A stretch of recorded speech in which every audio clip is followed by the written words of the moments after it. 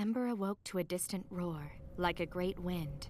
Her dreams, usually warm and bright, had taken on the chill of ice and azure.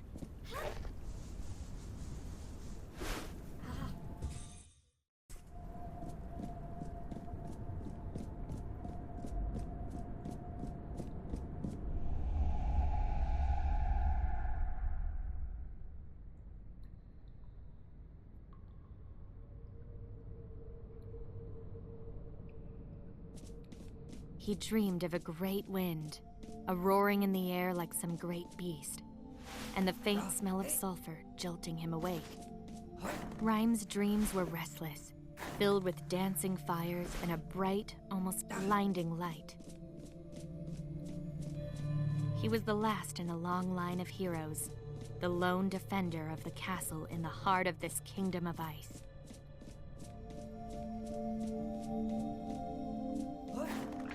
Rhyme lowered the drawbridge of his castle. As to what it guarded against, he realized he had no idea.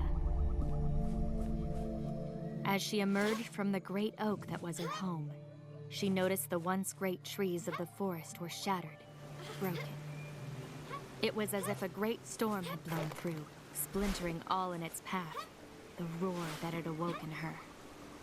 She ventured on, her curiosity growing as she climbed through the tree hollows.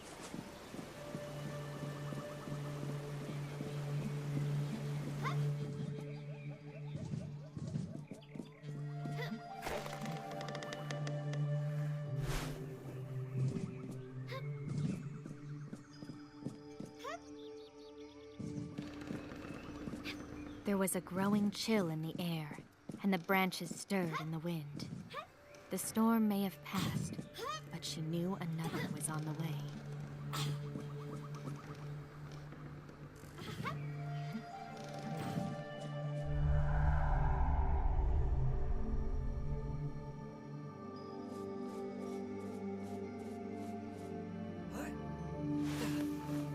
The permafrost was melting. Rhyme felt a gust of warm wind and wondered if it had brought the wisp beside him.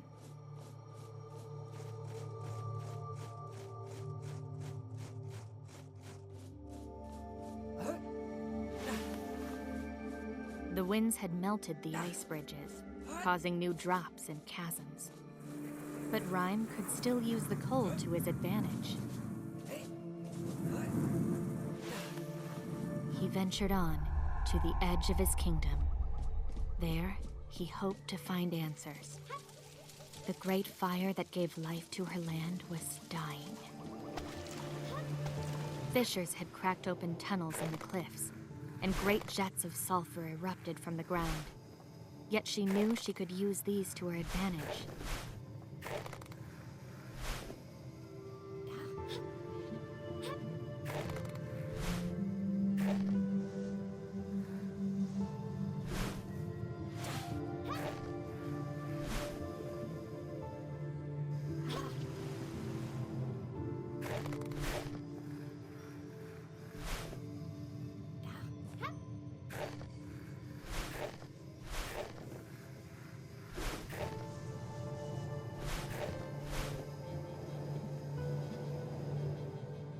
She hoped to discover from where the strange winds blew.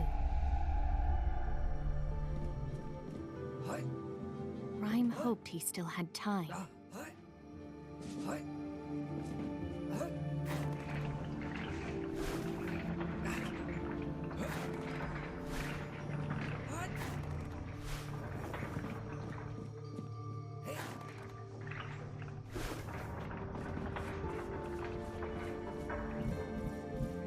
He passed the gates of his kingdom and found new tunnels revealed by the melting of the ice. The glistening water of the cave ran down the walls like tears, as if weeping at the melting of his world.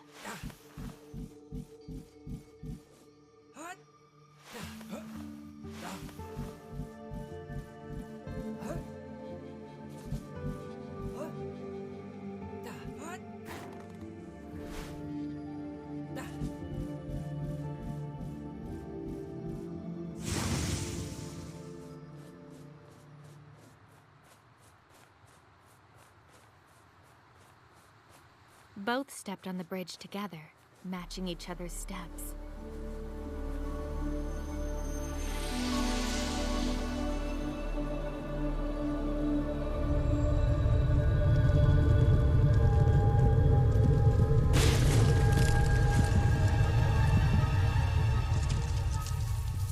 Ember met Rhyme.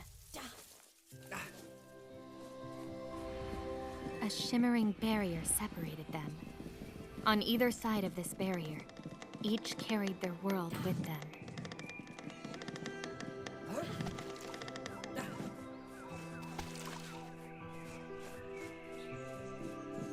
Neither knew what world they had come to, yet clearly, someone had been here long ago.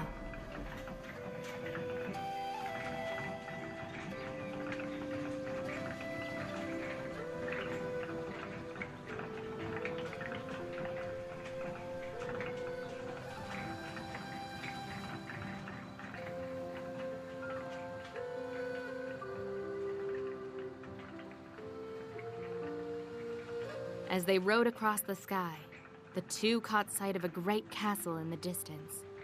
And over it, a dark shape soared into the air and was gone. Perhaps there at the castle, they would find answers to what threatened their worlds. Buoyed by Ember's warmth, they rose and ascended when Rhyme's chill fell upon them.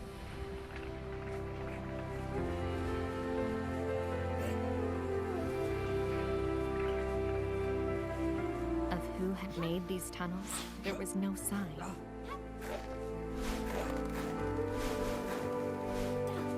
Only by working together were they able to move forward.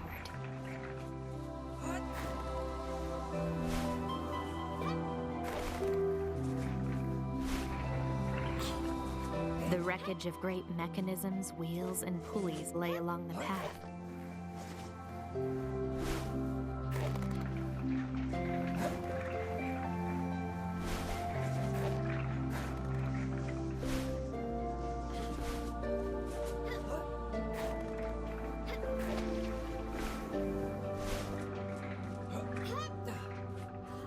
More structures lay ahead, forgotten in the overgrowth.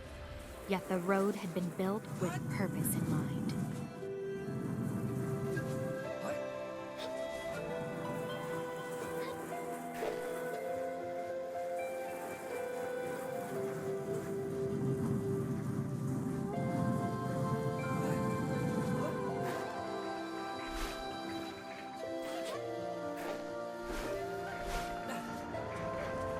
They came upon a mine and saw what the mechanisms were for.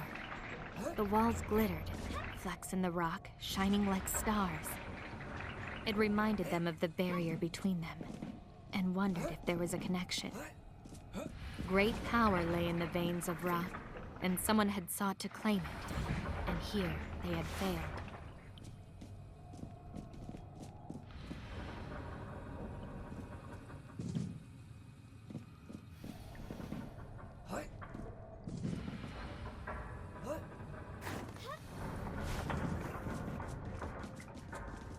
No matter whether touched by cold or warmth, they noticed the ore held its color.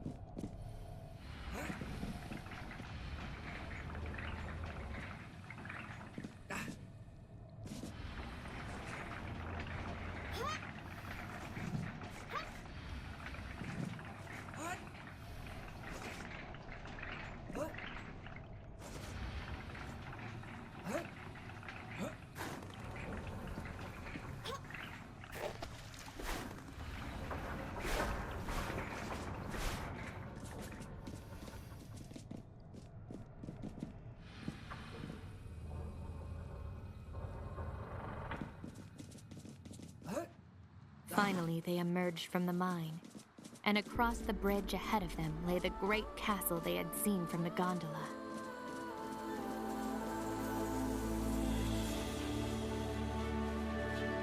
And so, side by side, but with a chasm between them, Ember and Rhyme came to the castle gate and opened it together.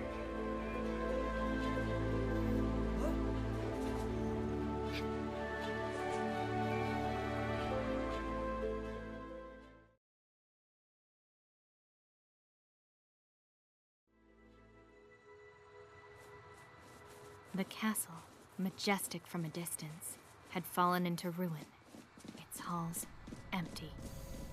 Of the ruler, there was no sign. Ash blackened the stones from a fire long ago. A great door, inscribed on its surface, a golden sheaf of wheat. As the scarf was taken, the door became brighter. Whoever had once held these scarves, the doors had opened for them.